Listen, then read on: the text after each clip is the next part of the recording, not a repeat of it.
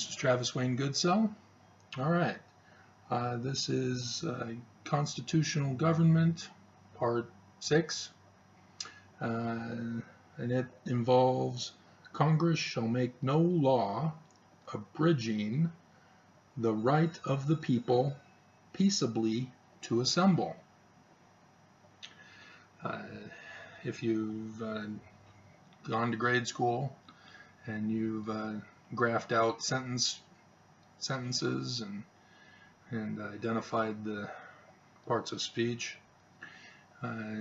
you know exactly what I did with Amendment number 1. And yet, despite this, it is a crime to peacefully assemble to protest. They've made laws abridging it. Not at the federal level, sort of, maybe, because the protesters during the Kavanaugh hearing and testimony have been arrested. People protesting, babies getting locked in cages have been arrested. And so, yeah, the right to peaceably assemble is denied in this country when it involves protesting. And criminal behavior is protected. So it's a difficult thing. So this should be quick and easy. Yeah, you got to allow people to travel back and forth to their destinations. It's not a complicated thing. The press have to respect it. They can't block the streets, preventing people from getting to their car, walking down the street. They have to allow free passage for people. Even if they're wanting a news bite, some kind of a comment from the person, and they want their attention, they can't force it. They can't block a person's traveling path. And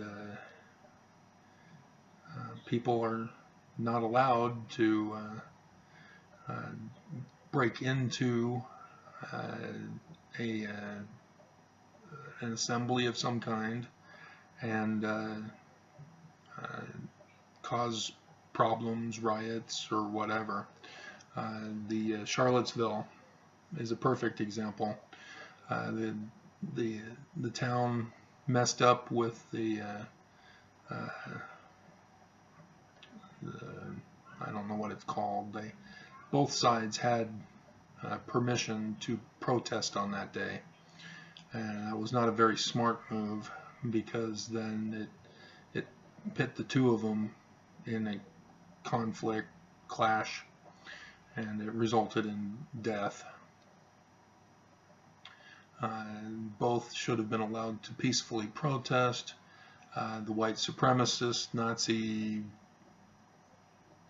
whatever group, skinheads, should not have been allowed to be there, because, as I've previously said, people do not have the right to speak hate. As much as they try to bend the law and violate other people's rights, they don't. Equality, not majority. Equality does not mean the access or ability or option to commit crime or spew hate and promote violence and hatred. That does not promote love. It does not promote equality. It promotes segregation, and that is not allowed in the Constitution. In fact, we even have, I think it's the 8th Amendment, abolishing slavery,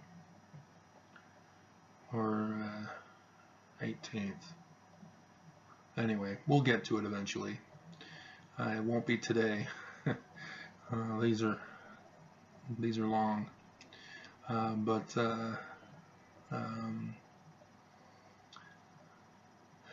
so yeah, peacefully assemble. Gotta let people assemble, unless you know that there's criminal activity going on. But the thing is that when there is criminal behavior, criminal activity, promotion of criminal behavior, we should be able to petition the government for redress of grievances. In other words, call the cops. And they would take care of the situation.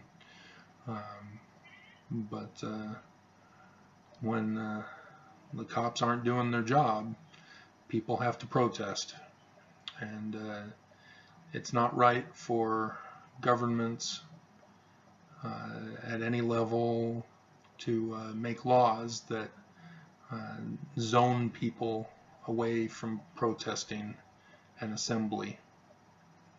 The protesters cannot block people from the assembly, but as long as the assembly is a peaceful and constitutional assembly, people need to respect that and allow passage to assemble, and cannot block the streets, cannot block the entrances or exits.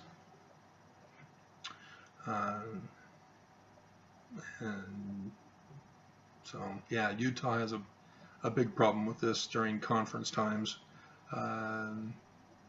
Yeah, not this weekend, but next weekend is the church's general conference, and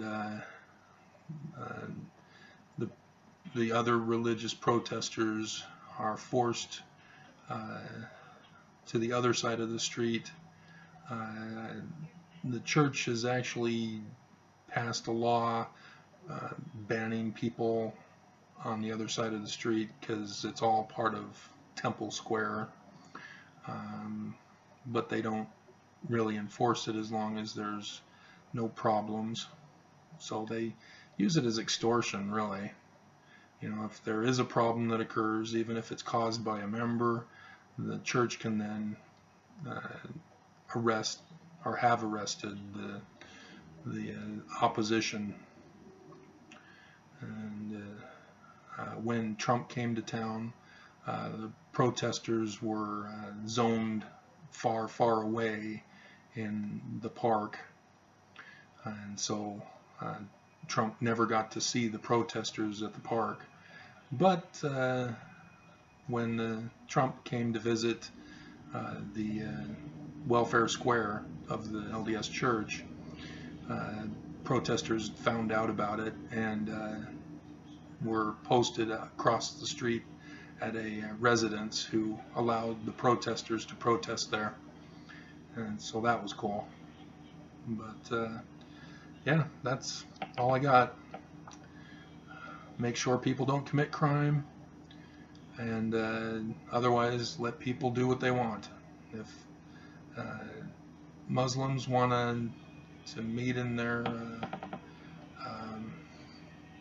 it's not synagogue, mosque, they need to be allowed to meet at their mosque. If Jews want to gather in their synagogue, they need to be able to gather in their synagogue. Even Mormons to their churches.